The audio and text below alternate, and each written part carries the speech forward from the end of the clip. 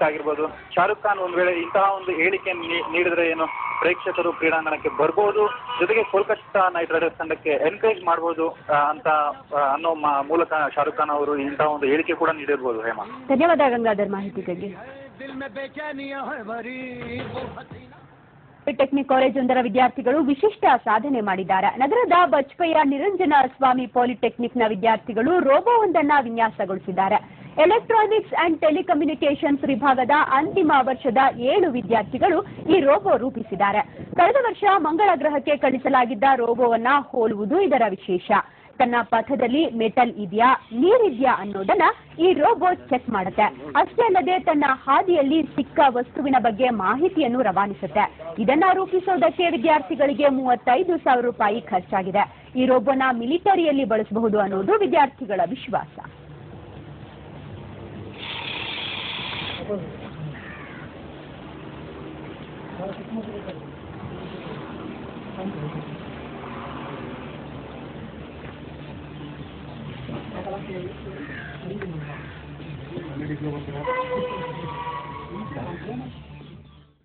ನಮಗೆ academic wise ಆಗಿ ಲಾಸ್ಟಿಗೆ ಒಂದು ಪ್ರಾಜೆಕ್ಟ್ ಸಬ್ಮಿಟ್ ಮಾಡಬೇಕಿದೆ.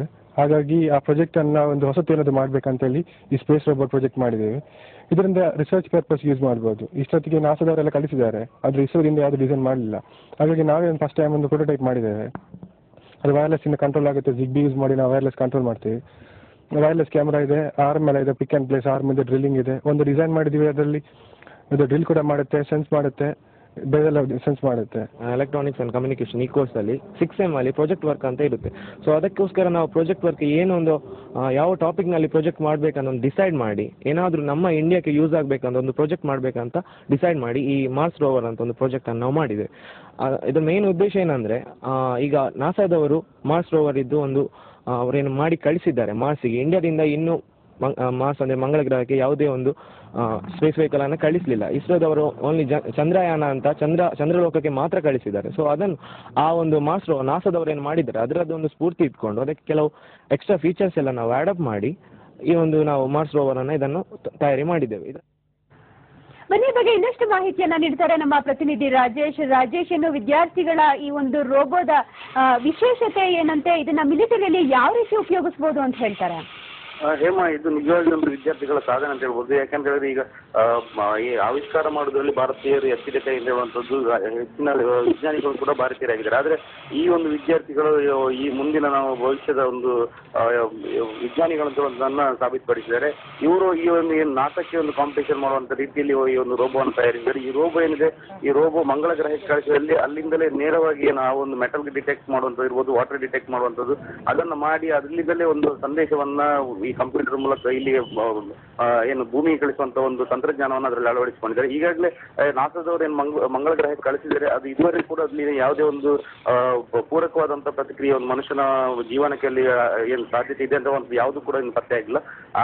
ಅದಕ್ಕಿಂತ ಮುಂದುವರಿದ ತಂತ್ರಜ್ಞಾನದ ಒಂದು ಮಾಡೆಲ್ ಅನ್ನಾಗಿ ಇದನ್ನು ರೂಪಿಸಿದ್ದಾರೆ.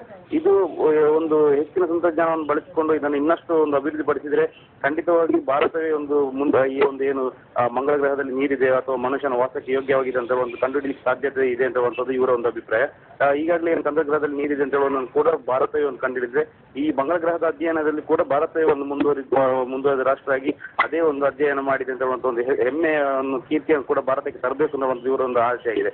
ಇದನ್ನ ಇನ್ನಷ್ಟು ಅದರಲ್ಲಿ ಒಂದು ಸ್ವಲ್ಪ ಬದಲಾವಣೆಗಳನ್ನು ಮಾಡಿದ್ರೆ ಆ ಮಿಲಿಟರಿಯಲ್ಲಿ ಕೂಡ ಇದನ್ನ ಯೂಸ್ ಮಾಡ್ಲಿಕ್ಕಾಗುತ್ತೆ. ಬಾಂಬ್ ಡಿಟೆಕ್ಟರ್ ಅನ್ನಾಗಿ ಮಾಡ್ಲಿಕ್ಕೊಂಡು ಏನು ಇನ್ನಷ್ಟು ಸಣ್ಣ ಗಾತ್ರದಲ್ಲಿ ಇದನ್ನು ತಯಾರಿಸಿದ್ರೆ ಯಾವುದೇ ಏನು ವಿರೋಧಿ ಪಡೆ ಇರ್ತದೆ ಅವರಿಗೆ ಕಾಣದ ರೀತಿಯಲ್ಲಿ ಈ ಒಂದು ರೋಬೋಟ್ ಕೆಲಸ ಮಾಡ್ತದೆ. ಇದನ್ನ ಏನು ಬಾಂಬ್ ಡಿಟೆಕ್ಟ್ ಮಾಡುವಂಥದ್ದು ಇರ್ಬೋದು ಅಥವಾ ಏನು ಕೆಲವೊಂದು ಕ್ಯಾಮರಾಗಳನ್ನು ಹಿಡನ್ ಕ್ಯಾಮರಾಗಳ ಮೂಲಕ ಅಲ್ಲಿ ನಾವು ಒಂದು ವ್ಯವಸ್ಥೆಗಳನ್ನು ಕಂಡುಹಿಡಿಯುವಂಥದ್ದು ವಿರೋಧಿ ಪಡೆಗಳದ್ದು ಆ ರೀತಿಯ ಒಂದು ತಂತ್ರಜ್ಞಾನವನ್ನು ಕೂಡ ಇದರಲ್ಲಿ ಒಂದು ಅಳವಡಿಸಿಕೊಳ್ಳಲಿಕ್ಕೆ ಸಾಧ್ಯತೆ ಇದೆ.